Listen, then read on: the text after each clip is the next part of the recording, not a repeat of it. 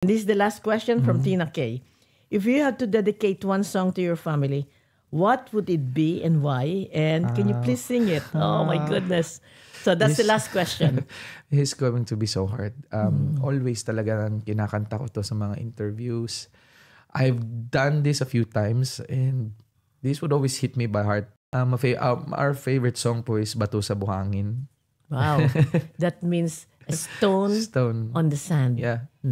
Sometimes in life, kahit gaano kadami, there's always gonna be special bato sa buhangin. So you're always gonna be like, I don't know kung ano yung translation and perception. Yes. Iba-iba tayo. Yes. But that's our favorite song. And this goes like, kay hirap unawain. Wow.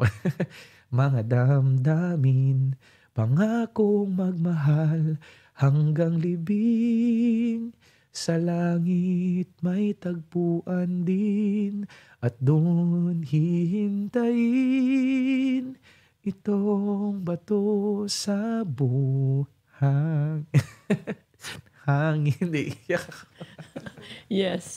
Thank you. I know what that means. It reminds you of your father. Yeah. Yes, that in all of life, there is a stone that is meant for you. Yes. Yeah.